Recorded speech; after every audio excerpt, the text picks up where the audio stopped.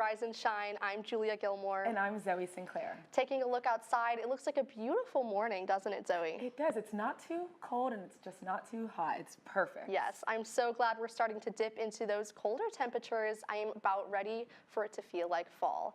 And luckily, we have a lot of fall-themed activities to cover on today's show. That's right, Julia. One of my favorite fall traditions is the North Carolina State Fair in Raleigh. It's coming this weekend and will run for 2 weeks. From thrilling rides and live music to all the deep-fried foods you can imagine, it's the perfect yearly tradition to kick off the fall season. Students can get discounted tickets right now through the fair's website, but don't wait too long. Prices go up once the gates open. And need a ride? Go Triangle buses and car service options make getting there a breeze. So get all of your friends together, plan your fall fits, and get ready for some fair fun. Now, Julia, I am so excited to go to the fall fair, but have you been to the fair? I haven't. I can't say that I have. I'm an out-of-state student. You know how it is. I actually don't. I am a fair girl through and through. But if the fair isn't your thing, there are plenty of other ways to celebrate the fall season. Our Emmy Berger is at a Chapel Hill farm offering a goatily different take on pumpkin patch, pun intended. Thank you, Zoe, and good morning. Springhaven Farm is hosting its annual one-of-a-kind pumpkin carving experience here with goats. I am here today with all kinds of goat friends, hello, who are here to tell you all about the pumpkin carving experience here at Springhaven Farm. Behind me, visitors can carve all kinds of jack-o'-lanterns alongside the farm's amazing friends who love to eat the scraps that they have, right? And this is Sunny here. And you can create your own masterpiece and go on down to the pumpkin carving experience here at Springhaven Farm. They have all kinds of stuff through the month of October, and the farm is open Wednesday through Sunday. Thank you so much. Back to studio. Thanks, Emmy. That looks absolutely awesome. Goats and pumpkins, what a combination. There's just something about fall, Julia. I don't know. Well, let's see how the weather is holding up this week so everyone can plan their visits to Springhaven Farm accordingly. Katie, what is it looking like this week? Julia, Zoe, going back to what y'all said earlier, it is going to be beautiful this week. Some really nice fall weather is in store for us, and especially today. Right now it's a little cool, about 59 degrees, but then we'll warm up steadily, not too warm, but pretty mild. 71 at 12 and then 74 at 3 p.m. And this is all thanks to a high pressure system that's now coming into our area. Thankfully, our rainmaker from this weekend is going to be moving up to north, but it's going to be replaced by some really nice weather as we head into Wednesday, as well as Thursday and Friday through the rest of our week. And we're gonna really be wanting to figure out if we're gonna need our sweaters or not for the rest of the week. And that's gonna be brought to us by our sweater meter. So on Wednesday, you're probably gonna be pretty good. It's gonna be pretty warm, but not too warm, very comfortable. But then Thursday and Friday, I definitely would bring out your sweaters, especially if you're going to the state fair. It's gonna be pretty nippy in the evening and the early mornings. But then Saturday, we'll see a nice warm up again, so you can pull back out your short sleeves. And if we look at our entire 5-day, we see this story again. Again, just really nice in these cool temperatures. We're not sweating anymore, so that's always very thankful for that as well. And Thursday and Friday, when we see those dip down, so remember, pull out your sweaters again, and then we'll see a nice warm up through Saturday and the rest of our weekend. So really nice. Go outside and enjoy the state fair. Thanks so much, Katie. I am quite excited to put on my sweaters for the fall fair. Yeah, me too. A sweater meter. How cool. Thank you, Katie. And if you're looking for an activity right here on campus, look no further than Moorhead Planetarium. It is right next to McCorkle Place and has different shows every day of the weekend on topics like natural disasters, seeing things in space, and even Magic Treehouse stories. Students can buy tickets for shows on the planetarium's website for $5. And if you've ever wanted to have a dog for just one day, you're in luck. Orange County, sorry y'all, just getting lost with the Orange County Animal Shelter. You yes, want to tell us about it? The Orange County Animal Shelter has a program where you can take one of their dogs on a field trip for just a few hours overnight. These field trips are a great way for the shelter to find people to adopt these pups, engage with the community, and reduce kennel stress. And if you don't have the dog gear, there is no need to worry. The shelter provides crates, dog bowls, snacks, and leashes so that you don't leave for your field trip unprepared. And even students at UNC have been a part of the program volunteering to take care of the dog for a day. I just think it's important because a lot of times these dogs in the shelter don't really get a lot of experience outside. So it's important that they get those experiences that when people do adopt them, they don't get scared by them. And if you're a college student living off campus and not ready for the commitment of becoming a dog owner, definitely consider volunteering for this amazing program. While the shelter does accept walk-ins, the best way to secure your outing will be going through the online at Orange County Animal Shelter and signing up that way. And now we've heard about the weather from Katie earlier, but now I'm left wondering what our wardrobe changes need to look like for the next few weeks. Temps are starting to drop, so it might be time for you to switch up your style choices too. Let's see what UNC students are wearing this fall with Morgan Perry in her new segment, What to Wear Now.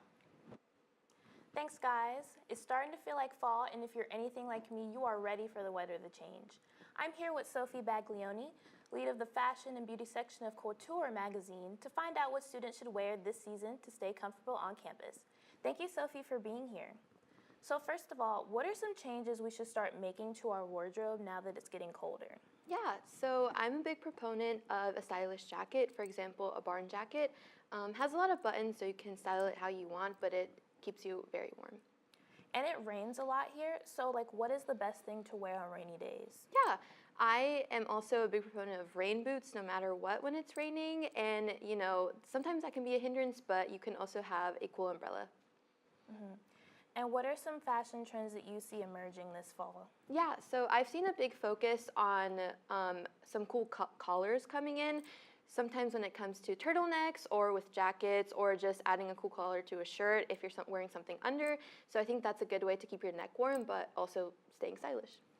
All right, and what are some brands that students can shop from without hurting their wallet? So I really recommend secondhand shopping. That can be online or in person, but some of my favorite brands through that are Liz Claiborne, Gloria Vanderbilt, and Chico's. All right, thank you again, Sophie. Back to you guys at the desk. Thanks so much, Morgan. Something about autumn just makes me want to wander through an art museum with a pumpkin spice latte in my hand. I have to say, Julia, you are a walking cliche, but I could not agree more. Lucky for us, the newest exhibit at the Akron Arts exhibition just opened up. So let's take a look. The exhibit features 54 pieces on loan from UNC alum Julian Robertson and his wife, Josie. Highlights include works by legendary artists like Henry Matisse and Georgia O'Keeffe. This collection is no joke.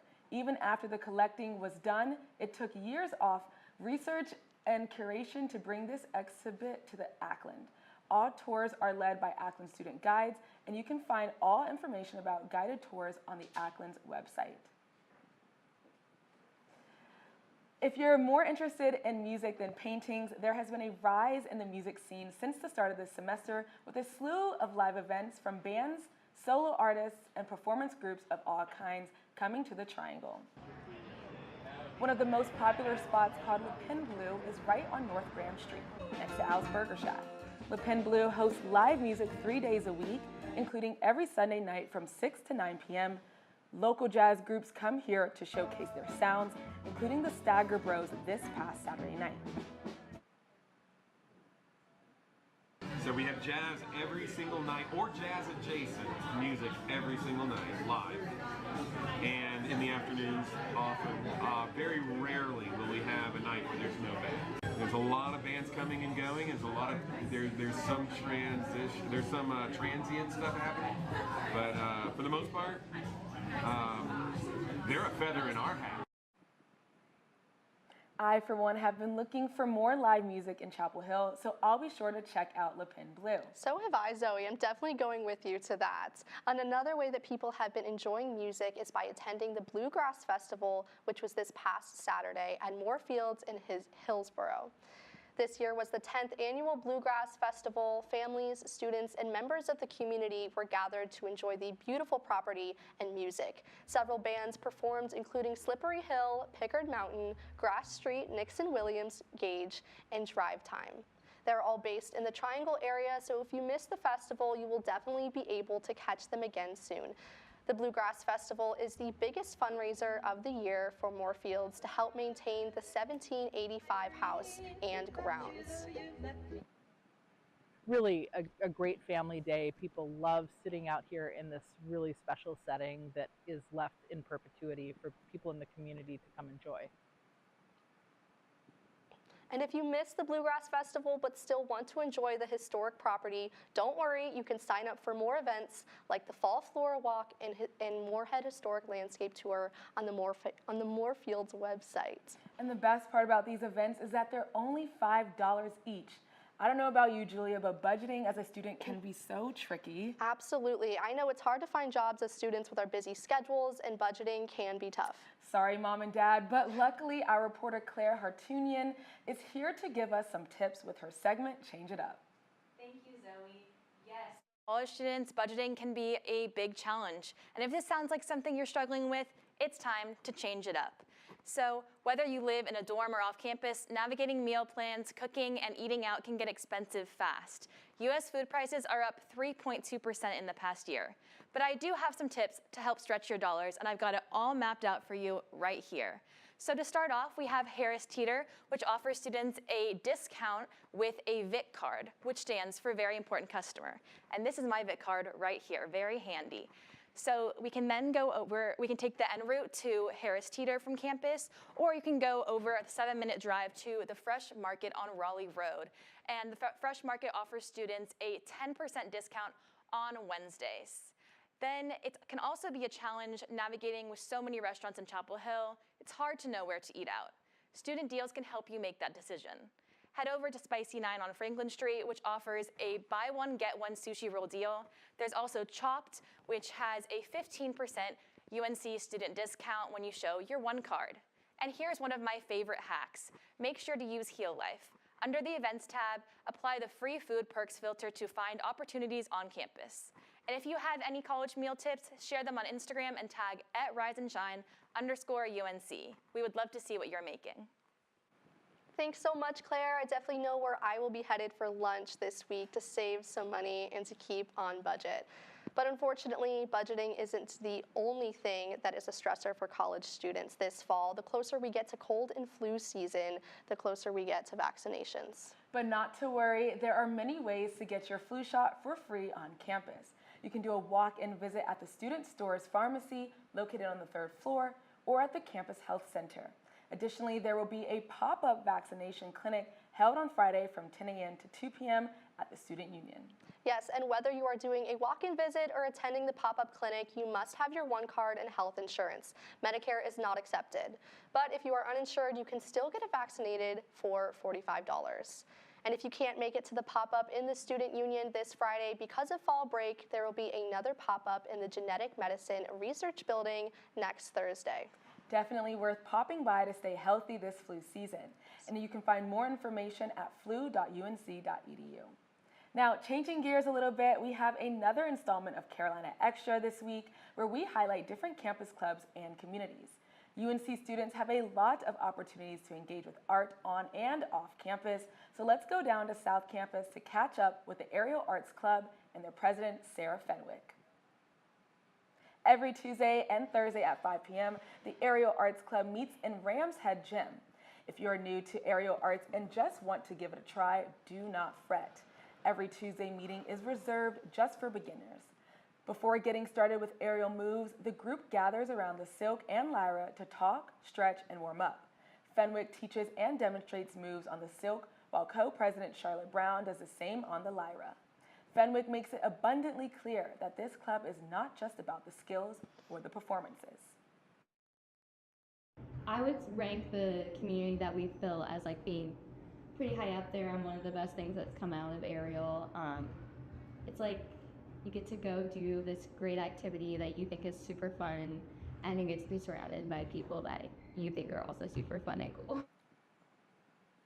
Well, I know I will definitely be thinking about aerial arts over the fall break. Zoe, what are your plans for the long weekend? Well, actually, I'm going to New York with the Hussman School. I'm really excited to tour sites like Good Morning America and bring back some new experiences here. That is so cool. Well, I will be in Tennessee visiting family and friends, but let's see what some other students will be up to this fall break.